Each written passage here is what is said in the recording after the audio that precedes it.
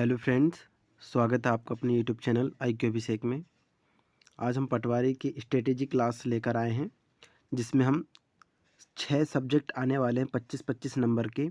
उसमें सबसे most important topic कौन-कौन से हैं, उसको डिस्कस करने वाले हैं, ठीक है? क्योंकि इसके पहले मैंने प्रीवियस ईयर वाले क्वेश्चन देखा, उसके बाद बहुत अच्छे से विश्लेषण किया, तो मैंने बहुत इम्पोर्टेंट टॉपिक जो आते हैं, जो है ना मोस्टली पूछा जा रहा है, उस टॉपिक को मैंने देखा तो वही मैंने ऐड करा है इस वीडियो में, उसको समझेंगे हम। ये टॉपिक इसलिए समझना बहुत ज़रूरी है क्योंकि जब हम किसी भी एग्ज़ाम की प्रिपरेशन करते हैं तो हमको ये पता रहना चाहिए कि किस टॉपिक को पढ़ना है, पैटर्न क्या है एग्ज़ाम का, सिलेबस क्या बोल रहा है और उस एग्ज़ाम की डिमांड क्या है ना? हम करते क्या हैं कि कॉम्पिटिशन है ये, है ना?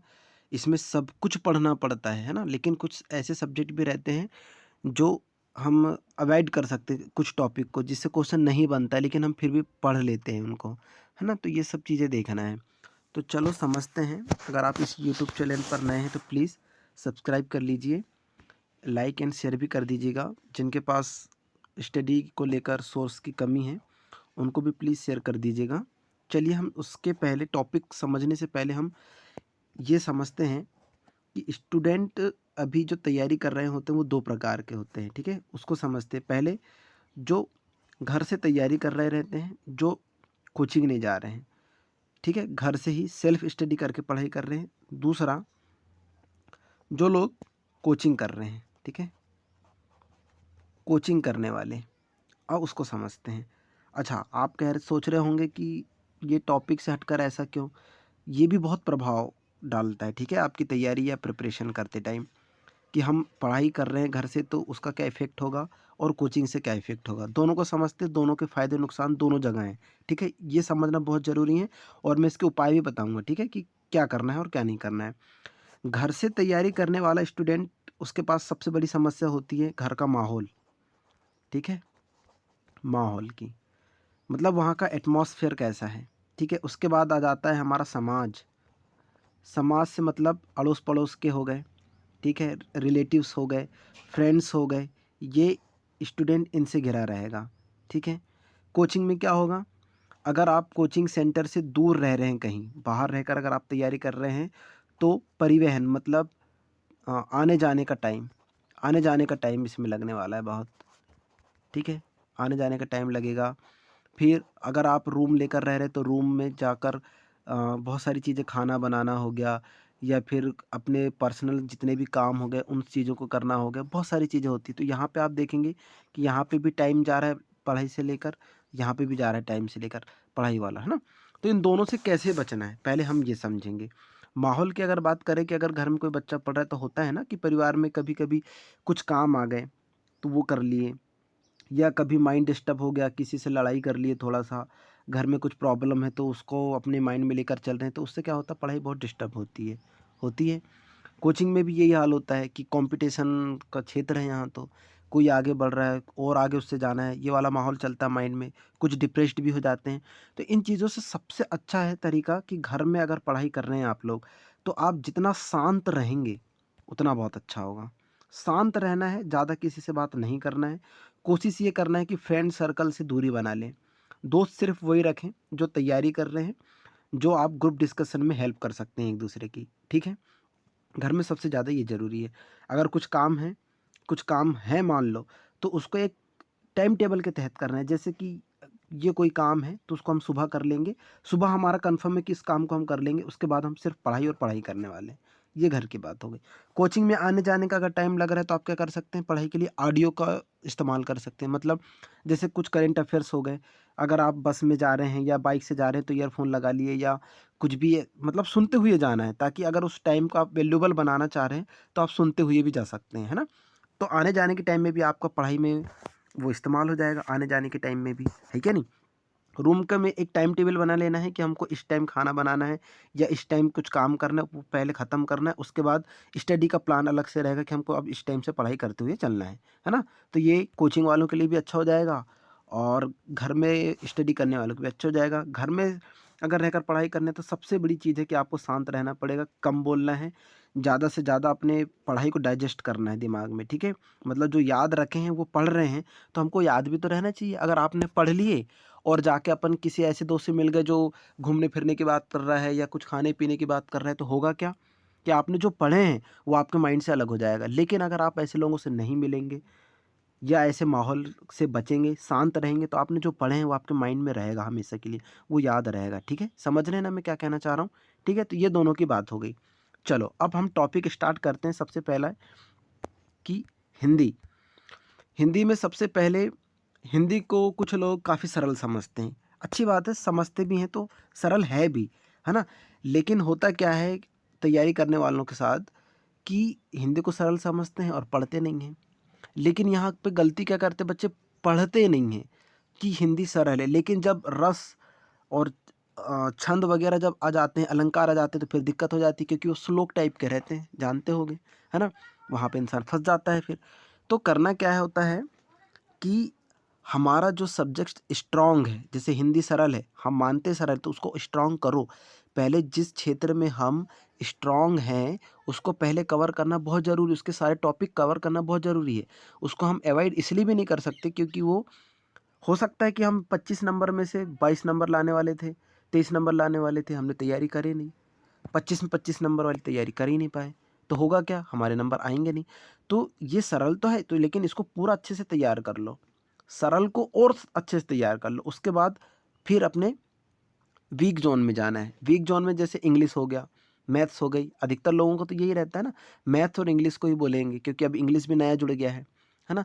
तो होता क्या है कि हम जो हमारी वीकनेस है हम उसके पीछे लगे रहते हैं और जो सरलता से हम जिस चीज़ को कर सकते थे, उसको भी छोड़ देते हैं। तो होता क्या है, ना तो हम वीक सब्जेक्ट को अच्छे से कर पाते हैं और ना हमारा सरल जो थोड़ा ईज़ी टॉपिक था, ना वो कवर हो पाता है। तो दोनों छूट जाते हैं। इसलिए जो स्ट्रॉन्ग है उसको अच्छे से और कंप्लीट करो, उसके बाद जो वीक सब्जेक्ट है उसको टाइम दो, फिर मॉक टेस्ट लगाओ, प्रीवियस ईयर वाले क्वेश्चन भी हल करो। बात समझ में आ रही है मैं क्या कह रहा हूँ? जैसे हिंदी में जो सबसे ज़्यादा अभी टॉपिक आएगा, वो जो पूछेगा वो शुद्ध वर्तनी। शुद्ध वर्तनी मतलब एक वाक्य दे देगा, 4 वाक्य रहेंगे, उसमें से आपको बताना है कि शुद्ध वाक्य कौन सा है। तो हल्की-हल्की मिस्टेक रहेगी, जैसे दर्शनीय लिखा है तो दर्शनीय चारों में इसी में अलग लिखा रहेगा, इसमें अलग रखा है, इसमें अलग रहेगा, इसमें कुछ अलग लिखा रहेगा, उसमें से पहचानना है कि शुद्ध कौन-सा है। तो ऐसे सेंटेंस रहेंगे तो ये शुद्ध वर्तनी इम्पोर्टेंट है। शब्द भेद यानी कि तत्सम शब्द और तद्भव शब्द, है ना? ये समझना है कि तत्सम वाले शब्द कौन से, तत्सम मतलब हिंदी, संस्कृत वाले, तद्भव ऐसा करके रहता है ना? 4 ऑप्शन दे देगा, उसमें से पहचान रहेगा कि तद्भव कौन-सा है, तत्सम कौन-सा है। तो ये टॉपिक भी इसमें इम्पोर्टेंट है, ठीक है? विलोम और पर्यायवाची बहुत इंपॉर्टेंट टॉपिक है हिंदी के लिए भी, है ना? कि विलोम शब्द क्या है और पर्यायवाची। विलोम पूछेगा और पर्यायवाची पूछेगा, सभी को पता होगा। समास, रस, छंद और अलंकार, मैं ये अपने चैनल पे ये समास, छंद, अलंकार का वीडियो डाल दिया, अगर आपने देखने होंगे तो प्लीज़ उसको देख लीजिएगा। तो हिंदी में एक इंपॉर्टेंट टॉपिक ये भी तैयार करना है, एक समास। समास में कौन-कौन से समास होते हैं? बहुब्रीहि समास, अविर्भाव समास, कर्मधारय समास, तत्पुरुष समास, द्विगु समास, द्वंद्व समास, ये समास के अंतर्गत हमको कंप्लीट करना है। फिर रस में आ जाएँगे तो रस में पता होगा श्रृंगार रस, रौद्र रस, जितने भी रस हैं वो तैयार करना ज़रूरी है।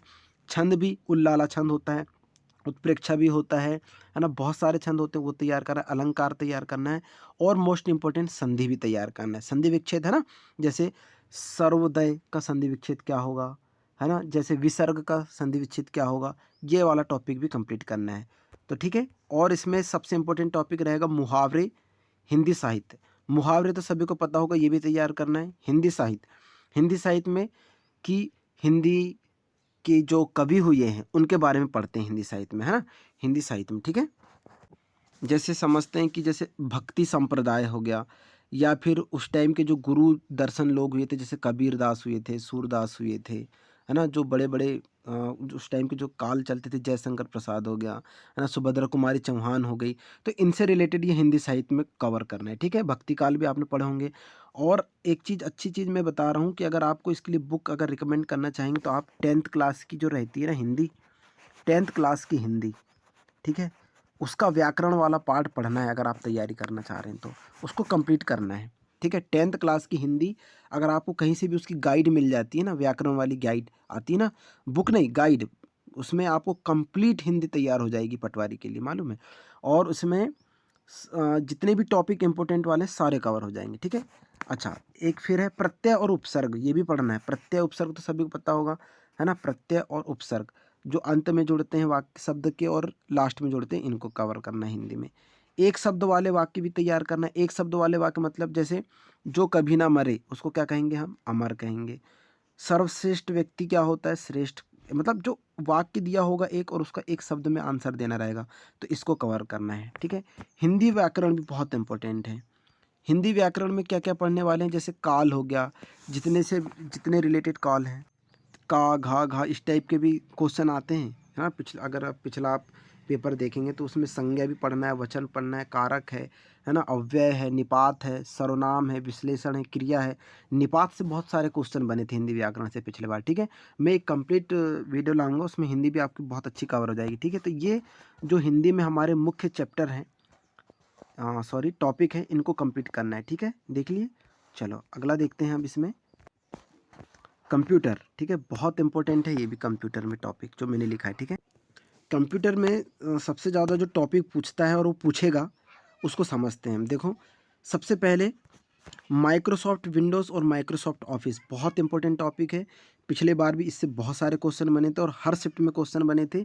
विंडोज़ 2007 आपने पढ़े होंगे ना, माइक्रो विंडो 2007 हो गया, 2008 हो गया या 2011, जो भी इस टाइप के क्वेश्चन है, इससे रिलेटेड क्वेश्चन बने हैं और बन ही रहे थे हर शिफ्ट में, ठीक है।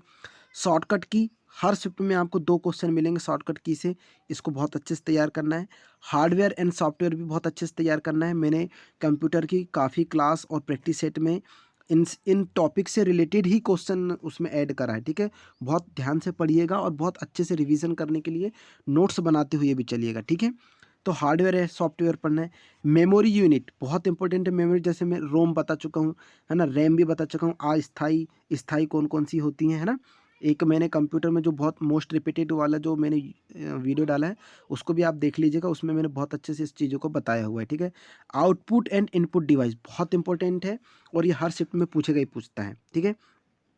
सिर्फ हम उसी टॉपिक को देख रहे हैं जो बहुत बार पूछा जाता है। अगर जब आपकी ये सब टॉपिक कंप्लीट हो जाएंगे और आपको लगता है कि हमारे पास समय है, तो आप और भी टॉपिक देख सकते हैं पढ़ने के लिए, मिसलेनियस टाइप के विविध प्रकार के, है ना। बाकी इनको तो पढ़ना ही पढ़ना है, ठीक है। उसके बाद रो एंड कॉलम से बहुत इंपॉर्टेंट है ये भी। रो कॉलम से भी बहुत सारे क्वेश्चन बने थे कि खड़ी पंक्ति हो गई या ऊर्ध्वाधर हो गई या क्षैतिज हो गई, उनको क्या कहेंगे। एक्सेल से बहुत सारे क्वेश्चन बनते हैं। पूर्ण नेम मतलब संक्षिप्त, जैसे डॉस का फुल फॉर्म क्या होगा, है ना, डिस्क ऑपरेटिंग सिस्टम हो गया, या फिर आईबीएम का फुल फॉर्म बताना हो गया, या एससी सेकंड का आ गया, मतलब इस टाइप के जो पूछता है वो भी बहुत इंपॉर्टेंट है। नेटवर्किंग से भी क्वेश्चन बहुत सारे बने हैं पिछले बार। डाटा डोस से भी बने हैं, डाटा से भी, और डॉस से डिस्क ऑपरेटिंग सिस्टम। और लैंग्वेज, जैसे मैंने बताया था ALU एक लैंग्वेज है, अर्थमेटिक लॉजिक यूनिट वाली। तो जितनी भी कंप्यूटर की लैंग्वेज है, मशीनीकृत भाषा है, उनको कंप्लीट करना है, ठीक है। और एक most important data communication, data communication भी बहुत अच्छे से पढ़ना है, ठीक है। मैं अभी वीडियो और प्रोवाइड कराते जाऊंगा, आप अच्छे से पढ़िएगा। इन्हीं टॉपिक से सबसे ज़्यादा क्वेश्चन बनते हैं, एक बार देख लो, और स्क्रीनशॉट लेना होगा तो आप ले सकते हैं। Microsoft Windows, Microsoft office, shortcut keys, ये सब देख लिए ना, ये मोस्ट इंपॉर्टेंट टॉपिक है, ठीक है। चलिए अगला देखते हैं। आप मैथ्स की बात कर लेते हैं, ठीक है। सबसे ज़्यादा इसमें जो क्वेश्चन बनेंगे वो किस किस से बनते हैं, ठीक है। आप चाहें तो पिछले बार का पेपर उठाकर भी देख सकते हैं, हर शिफ्ट में ऐसे ही बन रहे थे क्वेश्चन। इस बार भी तय है ऐसे ही बनेंगे। और याद रखें, पटवारी का पेपर इजी होता है, कट ऑफ बहुत ज़्यादा जाती है, आप लोगों को मालूम होगा। लगभग सभी कैटेगरी की, अगर ST था, ST कैटेगरी में आपको पता होगा 70 से 75 के बीच गई है। SC की भी 77 76 ऐसी रही है ना। OBC जनरल 80 82 तक की कट ऑफ गई है ना। इसका कारण यही था कि पेपर इजी आता है, ठीक है। इस बार भी वैसे ही होने वाला है, बस कुछ टॉपिक नए हैं तो उनको अच्छे से कवर करना है। इंग्लिश और मैनेजमेंट ही तो नया है, और क्या है, पढ़ाई ही तो है, पढ़ना तो है ना। तो ऐसा तो असंभव काम तो बिल्कुल नहीं है वो, है ना, पढ़ लेंगे। मैंने बहुत सारी मैनेजमेंट की क्लास भी दे दिया है, ठीक है। आप लोगों को बहुत अच्छे समझ में जाएगा, ठीक है। तो सबसे पहले नंबर सिस्टम से पढ़ना है बहुत अच्छे से। बॉड मास के क्वेश्चन बनते हैं, औसत के, रेलगाड़ी के, प्रॉफिट एंड लॉस, लाभ और हानि से क्वेश्चन बनेंगे। Simple interest and compound interest, साधारण ब्याज और चक्रवृद्धि ब्याज पढ़ना है, बहुत अच्छे से कंप्लीट करना है। मतलब मैथ्स में सबसे पहले इन टॉपिक को अच्छे से कवर तो कर ही लेना है, ठीक है। फिर प्रतिशत हो गया, नाव और धारा, पाइप एंड टंकी मतलब पाइप एंड सिस्टम हो गया, सिंप्लीफिकेशन सरलीकरण हो गया, टाइम एंड वर्क, इसकी क्लास तो मैंने प्रोवाइड करा दिया है, ठीक है, यूट्यूब चैनल पे पार्ट 1 और पार्ट 2 इस समय और कार्य का बहुत अच्छी सी ट्रिक्स है, बहुत अच्छे कॉन्सेप्ट के साथ मैंने बताया। तो सबसे पहले इन टॉपिक को तैयार करना है। जब ये टॉपिक तैयार हो जाएंगे बहुत अच्छे से, उसके बाद आपको आना है ज्योमेट्री में, वो भी बिल्कुल बेसिक क्वेश्चन पढ़ना है ज्योमेट्री में। और क्षेत्रमिति के जितने भी क्वेश्चन होंगे आपको फार्मूले बहुत अच्छे से आना चाहिए, बिल्कुल बेसिक बेसिक फार्मूले, जैसे 1/2 ए स्क्वायर वाले हो गए, या 1/2 गुणा ए गुणा बी हो गया, इस टाइप के हो गए। अंडर रूट के अंदर ए स्क्वायर प्लस बी, मतलब छोटे छोटे फार्मूले है ना, जैसे वृत्त की परिधि क्या होती है ना, वृत्त का व्यास हो गया, ठीक है, शंकु का आयतन, शंकु बेलन का आयतन, मतलब इस टाइप के जो रहते हैं उनको हल्के फुल्के जो फार्मूले होते हैं वो बिल्कुल कंप्लीट कर लीजिएगा, ठीक है। मैथ्स के लिए बहुत इंपॉर्टेंट है, बाकी इंपॉर्टेंट तो ये टॉपिक है ही है मैथ्स के लिए, ये बहुत अच्छे से तैयार कर लेना। इन टॉपिक से आपको एक एक दो दो एक एक दो दो, इस बार तो खैर 25 नंबर का है तो क्वेश्चन तो ज़्यादा बनने वाले हैं, ठीक है। चलो अगला देखते हैं। इसमें अब मोस्ट इंपॉर्टेंट रहने वाला है साइंस, ठीक है।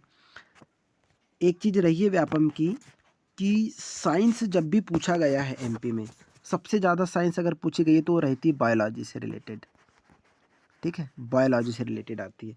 फिजिक्स तो रहेगी, केमिस्ट्री भी रहेगी, लेकिन सबसे ज़्यादा पोर्शन रहता है बायोलॉजी का। आप चाहे एमपी कांस्टेबल का पेपर देने चाहें, एसआई का देने जाएं, सबसे ज़्यादा वेटेज रहता है बायोलॉजी का, ठीक है।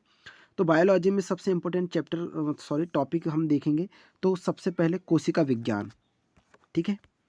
आपको पता रहना चाहिए साइटोलॉजी, कोशिका विज्ञान, ऊतक विज्ञान, मानव पोषण, पाचन तंत्र, अंतःस्रावी ग्रंथियाँ, उत्सर्जन तंत्र, कंकाल तंत्र, तंत्रिका तंत्र, श्वसन तंत्र, प्रजनन तंत्र बहुत अच्छे से तैयार करेंगे, परिसंचरण तंत्र, जंतु जगत का वर्गीकरण, अनुवांशिकी, मानव रोग, परिस्थितिकी, वनस्पति विज्ञान, इस सभी को अच्छे से पढ़ना है और ये मैं कवर कराऊंगा, ठीक है। उसकी आप बिल्कुल टेंशन नहीं लेंगे। ये बायोलॉजी भी मैं कंप्लीट वीडियो लाऊंगा, उसमें भी अपन ये कवर करेंगे बहुत अच्छे से, ठीक है। इसके शॉट लेना चाहते हैं तो ले सकते हैं। बायोलॉजी को बहुत अच्छे से तैयार करना है। बाकी फिजिक्स और केमिस्ट्री में उतनी दिक्कत होने वाली नहीं, क्योंकि उनका वेटेज कम रहता है। अगर फिजिक्स में पूछेगा भी तो लॉ से पूछता है सबसे ज़्यादा, न्यूटन लॉ से रिलेटेड हो गया, है ना। और फिर आपका चुंबकीय वाले को हो गए, चुंबकीय अनुचुंबकीय में बताना है ना, फैराडे के नियम से रिलेटेड हो गए, है ना। ये सब मैं डिटेल साइंस के क्वेश्चन लाऊंगा, जिसमें हम फिजिक्स भी देखेंगे, केमिस्ट्री भी देखेंगे और बायोलॉजी भी कंप्लीट देखेंगे, ठीक है। चलो अच्छा, अब रही बात इंग्लिश की, इसको समझते हैं अब।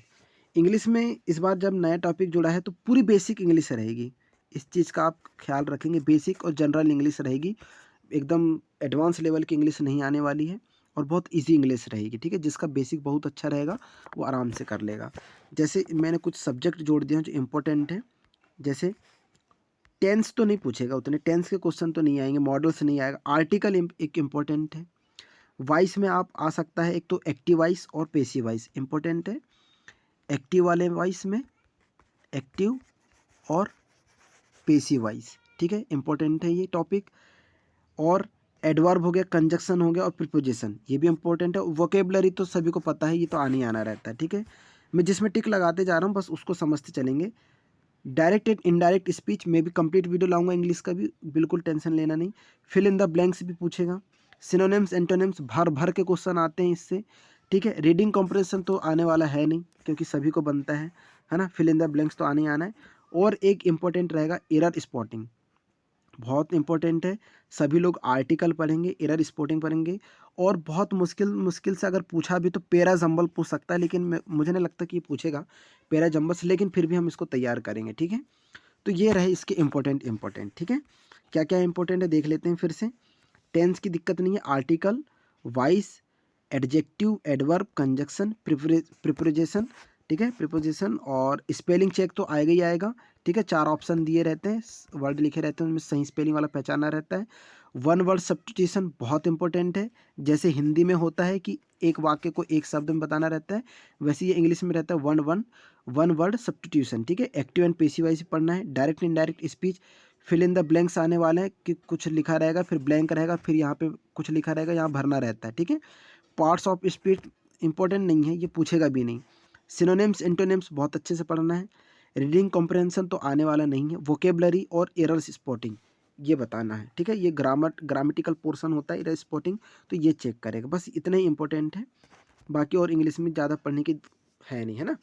चलो समझ में आ गया होगा। इंग्लिश को कोई भी ज़्यादा एडवांस लेवल में नहीं पढ़ेगा। हाँ, अगर आपके पास टाइम बचता तो पढ़ सकते हैं, पूरी बेसिक रहेगी, ग्रामेटिकल पोर्शन रहने वाला है, तो बेसिक आपको बहुत अच्छे से पता होना चाहिए ग्रामेटिकल पोर्शन में, ठीक है। अच्छा, सामान्य ज्ञान जो आएगा उसमें सबसे पहले मैं बता दे रहा हूँ कि एमपी का जीके जो होगा, अगर मान लेते हैं ये 25 नंबर का, मान लेना क्या, ये तो 25 नंबर का ही आने वाला है, तो अगर एमपी जीके अगर पूछेगा तो उसमें सबसे ज़्यादा आपको पढ़ना है करंट अफेयर्स। एमपी का सबसे ज़्यादा इंपॉर्टेंट रहने वाला है करंट अफेयर्स। उसमें भी क्या रहेगा करंट अफेयर में सबसे ज़्यादा, नियुक्ति। एमपी में जितनी भी नियुक्तियाँ हुई हैं इंपॉर्टेंट वो पढ़ना है, ठीक है। एमपी जीके में नियुक्ति के बाद आपको पढ़ना है एमपी में जितने भी अभी अवार्ड मिले हैं, ये इंपॉर्टेंट है, अवार्ड पढ़ना है। जितने भी स्कीम या योजनाएं चलाई जा रही हैं, योजना, ये पढ़ना है, एमपी की मोस्ट इम्पोर्टेंट है। योजना के बाद अगर पढ़ना है तो वो पढ़ना है आपको, एक मिनट देख लेते हैं इसको, जितनी भी प्रसिद्ध हस्तियां हुई हैं ना, खेल से रिलेटेड हो या अन्य किसी फील्ड से रिलेटेड हो, उनको पढ़ना है ना, व्यक्तित्व को पढ़ना है, प्रसिद्ध वाले जो इम्पोर्टेंट है, इनको पहले कंप्लीट करना है। उसके बाद फिर भारत में आना है, ठीक है, इंडिया में आना है। इंडिया का जीके पढ़ना है। इंडिया का जीके मतलब भारत का पूरा पता होना चाहिए, उसका भूगोल पता होना चाहिए बहुत अच्छे से, क्या क्या स्थिति हैं, जैसे पर्वत हो गया, पठार हो गया, जितना भी हिमालय हो गए, दर्रे हो गए, जलवायु हो गया, नदियाँ हो गई, एमपी का और इंडिया यानी भारत का दोनों तैयार करना है, ठीक है। उसके बाद एमपी का अगर पढ़ेंगे तो आप पढ़ेंगे सबसे ज़्यादा उसकी हिस्ट्री, एमपी की हिस्ट्री अच्छे से तैयार करना है, एमपी की हिस्ट्री, ठीक है, कि कब से चालू हुई थे, कौन कौन से शासक हुए थे, कहाँ राज्य करे थे, कौन सा आंदोलन हुआ था, ये पूरा कंप्लीट करना है, ठीक है, एमपी का, ठीक है। इंडियन हिस्ट्री से उतनी दिक्कत नहीं है, ठीक है, इंडियन हिस्ट्री नहीं आएगा उतना, एमपी हिस्ट्री जरूर आएगी लेकिन, ठीक है। उसके बाद, इसके बाद जो तैयार करेंगे तो तीन हो गए अपने, एक तो एमपी का करंट अफेयर्स अच्छे से तैयार करना है, एमपी की हिस्ट्री बहुत अच्छे से तैयार करना है, और जो मंदिर महल होते हैं ना, इन दोनों को तैयार करना है, एमपी का भी और इंडिया के लिए भी, है ना, ये बहुत इंपॉर्टेंट हो जाता है, ठीक है। समझ में आ गया कैसे कैसे करना है, ठीक है। चलो, उसके बाद अगर आपको समय बचता है तो फिर और कर सकते हैं ना। एमपी की जितनी भी कला है, लोक कला है, ये सब वीडियो मैंने प्रोवाइड करवा दिया है अपने चैनल में, ठीक है। मैं अभी जितने भी टॉपिक समझा रहा हूँ लगभग मैंने काफ़ी वीडियो अपलोड कर दिया है इस चीज़ को लेके, ठीक है। तो एमपी के जीके से रिलेटेड तो ये सब रहने वाला है, ठीक है। अब रही बात रीजनिंग की, रीजनिंग के मैंने ब्लैंक इसलिए छोड़ा है क्योंकि लगभग रीजनिंग सभी को बन जाती है, सभी को। अगर हम कहें कि 100% में से अगर देखा जाए तो 99% लोगों को रीजनिंग में इतनी दिक्कत नहीं होती, इसकी टॉपिक बताने की भी ज़रूरत नहीं है। कोडिंग डिकोडिंग हो गया, है ना, सिलोजिम्स हो गया, फिर आपके कथन निष्कर्ष वाले क्वेश्चन हो गए, फिर क्या हो गए, वेन डायग्राम वाले हो गए, मतलब सारे जो रीजनिंग के चैप्टर आपको पता है वही आना है।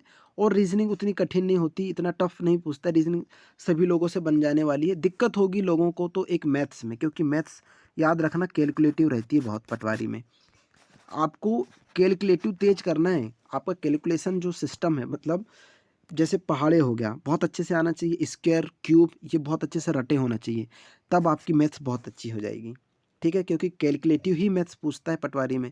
चाहे तो आप पिछले एग्जाम देख सकते हैं, सिंप्लीफिकेशन के जो क्वेश्चन आए आपको उससे अंदाज़ा हो जाएगा, ठीक है। तो फास्ट करने की कोशिश करना है मैथ्स को। रीजनिंग में तो ज़्यादा दिक्कत है नहीं, क्योंकि सभी से बन जाती है और वही टॉपिक आते हैं, आप तो पहले से तैयारी कर रहे हो, आप जानते भी होंगे, है ना, सारे टॉपिक तो वही रहने वाले हैं। क्यूब मुश्किल से पूछता है कि पासे वाले क्वेश्चन मुश्किल से आते हैं, तो ये दिक्कत तो है नहीं, आप नहीं भी पढ़ के जाएंगे रीजनिंग तो भी बन जाती है, रीजनिंग में दिक्कत होती ही नहीं है। अब बचा हमारे पास मैनेजमेंट, तो मैनेजमेंट के लिए मैंने सारे वीडियो प्रोवाइड करवा दिया हूँ चैनल में। जैसे बही खाता रिलेटेड जो जितना भी था मैनेजमेंट में, मैंने एक पार्ट 1, 2 और 3 में एक बुक सीरीज़ के वीडियो डाला हूँ, उसको कंप्लीट कर लो, उससे बाहर कुछ नहीं जाएगा। Part 1, part 2, part 3 book series के नाम से है, बुक सीरीज़ मैनेजमेंट की क्लास बुक सीरीज़ से मैंने अपलोड कर दिया हूँ मेरे यूट्यूब चैनल पे ही, तो आप उससे पढ़ लो। तो ये बही खाता से रिलेटेड जितना भी है मैनेजमेंट का पूरा पोर्शन पार्ट 3 में 280 क्वेश्चन है ना, वो कंप्लीट हो जाएगा। फिर रही बात नियोजन से रिलेटेड, प्रबंध से रिलेटेड, उद्देश्य प्रकार वाली, तो उसकी मैंने बहुत सारी क्लास अपलोड कर दी हूँ, एक डिटेल क्लास भी अपलोड कर दिया हूँ, मैनेजमेंट की सारी क्लास मैंने उसमें भी अपलोड कर दी हूँ। तो इससे तो पूरा कवर मैनेजमेंट हो जाएगा। अगर आपने पूरी क्लास बहुत अच्छे से तैयार करें, यकीन मानिए क्योंकि मैंने प्रीवियस ईयर वाले भी क्वेश्चन हल करवा दिया है। ठीक है, ठीक है। तो और सबसे बड़ी चीज़, जब ये टॉपिक कवर होते हैं, अगर टाइम बचता है तो ही आगे और एडवांस लेवल करना है, ज़्यादा पढ़ने की ज़रूरत नहीं है। मतलब ज़्यादा अपने दिमाग में ज़्यादा एक्स्ट्रा चीज़ें जाती हैं ना, हम उतना भूलते जाते हैं जो पढ़े हैं। बस रिवाइज़ करते चलना है। जिस टॉपिक को हमने तैयार करें उस पे विश्वास रखना है, उसी को बार-बार पढ़ना है। ठीक है, बहुत सारी बुक नहीं लेना है ना? मैंने इसलिए बुक रिकमेंड किया भी नहीं। ठीक है, क्योंकि सभी को पता है कौन-सी बुक मार्केट में अवेलेबल है, किससे पढ़ना है, किससे नहीं पढ़ना है, ये सभी जानते हैं। लेकिन सबसे मोस्ट इम्पोर्टेंट बात ये होती है कि हमको पढ़ना क्या-क्या है, ये इम्पोर्टेंट है ना? तो कोशिश करिएगा आपके पास जो मटेरियल है उसी को बार-बार मल्टीपल टाइम रिवीजन करना है उसका, ठीक है? और जब ये सब हो जाता है तो प्रीवियस ईयर वाले क्वेश्चन हल करना है और मॉक टेस्ट लगाना है, ठीक है? मॉक टेस्ट बहुत इम्पोर्टेंट है अपने मार्क्स को इंक्रीज़ करने के लिए, ठीक है? ये रही बात, डिप्रेस नहीं होना है। एग्ज़ाम है, अगर आप पटवारी की तैयारी कर रहे हैं तो यकीन मानिए आपका फॉरेस्ट का भी एग्ज़ाम तैयार हो रहा है, ठीक है? और सहायक विस्तार अधिकारी का भी आपका तैयार हो रहा है। मतलब एक एग्ज़ाम की तैयारी करते हुए आप कम से कम 5-6 एग्ज़ाम की तैयारी कर रहे हैं। कहीं न कहीं तो तीर लगेगा ही लगेगा, ठीक है? पटवारी, फॉरेस्ट गार्ड है ना? बहुत सारी वैकेंसी हैं। अगर आप इसकी अच्छे से तैयारी कर रहे हैं तो कहीं न कहीं तो आपका सिलेक्शन होना ही होना है। बस अपने आप पे विश्वास रखना है, डिप्रेस नहीं होना है और बाहरी चीज़ों से हमेशा बचना है, ठीक है? क्योंकि हमारे मन में जो हम पढ़ते हैं, जो हमारे मन में चल रहा है, अगर हम कहीं जाके अपने बातचीत कर लिए या किसी ऐसे दोस्त से मिल गए जिसका फ़ील्ड ही अलग था, पढ़ाई-लिखाई की बात होने रही थी, माहौल कुछ अलग ही हो गया, हमने जो पढ़े थे वो भी भूल गए, तो बिल्कुल ऐसा नहीं करना है, ठीक है? मैनेजमेंट की क्लास मैंने प्रोवाइड करवा दिया हूँ, बहुत अच्छे से उसको पढ़ लीजिएगा, मैनेजमेंट की सारी क्लास, ठीक है? प्रैक्टिस सेट अच्छे से लगाना क्योंकि जो भी पैटर्न चल रहा है मैं उसी के हिसाब से क्वेश्चन डाल रहा हूँ। हाँ, अगर आपको लगता है कि इसके अलावा भी आप कहीं बुक से अच्छे से पढ़ रहे हैं, उसको भी पढ़िए। अगर एडजस्ट हो पा रहा है तो उसको भी पढ़िए, कोई दिक्कत नहीं है। लेकिन एक टाइम टेबल के तहत पढ़ना है। ऐसा नहीं कि अभी सुबह उठ के पढ़ लिए फिर शाम को देख लिया, ऐसा ऐसा नहीं। अभी इस बुक से पढ़ना है तो बुक का टाइम है, ऑनलाइन पढ़ना है ऑनलाइन का टाइम है। एक टाइम के तहत अगर चलेंगे तो सारी चीज़ें सिस्टमैटिक तरीके से चलेगी तो आपको सब आसानी से बनने लगेगा, ठीक है? और ये मैं जितने भी टॉपिक बताया हूँ, इन सबके अच्छे से मैं कंप्लीट वीडियो भी डालूँगा, बहुत अच्छे से समझते हुए चलेंगे, ठीक है? आई होप आप लोगों की अब वीडियो समझ में आ गया होगा कि कौन से टॉपिक पढ़ना है और कैसे पढ़ना है, ठीक है? पटवारी सिर्फ पोस्ट सुनने में बड़ी है, लेकिन एग्ज़ाम होता ईज़ी है, ठीक है? आप पिछला पेपर उठा के देख लो, आपसे धड़ल्ले से कंप्यूटर बनेगा, दनादन तुम हिंदी के क्वेश्चन भी हल कर डालोगे, मैथ्स बनेगी लेकिन मैथ्स रहेगी कैलकुलेटिव, ठीक है? इस बार तो वैसे भी 2 घंटे का टाइम है, 100 पेपर करना है फर्स्ट पार्ट में, फिर 100 क्वेश्चन करना है सेकंड पार्ट में, तो टाइम कम है, तो कैलकुलेशन स्पीड को बढ़ाना है, मल्टीपल टाइम रिवीजन करना है, बाहरी चीज़ों को नहीं पढ़ना है, जो पढ़ रहे हैं उसी को मल्टीपल टाइम रिवीजन करना है, ठीक है? अगर इतिहास आपकी एक बुक में लिखा है तो दूसरी बुक में भी वही इतिहास होगा, होगा ना? ऐसा तो नहीं है कि उसमें इतिहास कुछ अलग होगा और हम दूसरी बुक से पढ़े तो उसमें इतिहास कुछ और होगा, या जीके नदी जहाँ बह रही थी वहीं बहेगी, दूसरी बुक से पढ़ेंगे तो नदी जहाँ बह रही थी वहीं बहेगी, ठीक है? बात समझ रहे हो ना? इसलिए एक ही बुक को फॉलो करना है अगर बुक से पढ़ रहे हैं, या एक ही चैनल को फॉलो करना है। मल्टीपल टाइम क्या होता है, हम रिवीजन कर लेते हैं तो हमारे पास याद रहता है, लेकिन हम ज़्यादा बुक्स को पढ़ लेते हैं ना तो कन्फ्यूज़न होता है, और कन्फ्यूज़न होने के बाद होता क्या है कि हम समझ नहीं पाते, फिर जाते हैं क्वेश्चन करते हैं एग्ज़ाम में और फिर 4 ऑप्शन आ जाते हैं, कन्फ्यूज़ हो जाते हैं, ये था, समझ में आता नहीं है और क्वेश्चन हम फिर गलत कर देते हैं, दिक्कत ये हो जाती है। इसलिए माइंड में एकदम क्लियर रखना है, रिवीजन करते हुए चलना है, ठीक है? आई होप आप लोगों को ये वीडियो बहुत अच्छा लगा होगा। मैं मेरी बहुत सारी शुभकामनाएँ आपके साथ, बेस्ट ऑफ लक। मिलते हैं नेक्स्ट वीडियो में। जो भी इस टॉपिक से रिलेटेड अगर शेयर करना चाहते हैं तो प्लीज़ अपने दोस्तों से भी शेयर कर सकते हैं, है ना? अगर आपको ये वीडियो बहुत अच्छा लगा हो तो प्लीज़ लाइक, सब्सक्राइब, शेयर ज़रूर करें। मिलते हैं नेक्स्ट वीडियो में प्रैक्टिस सेट की क्लास लेकर। धन्यवाद।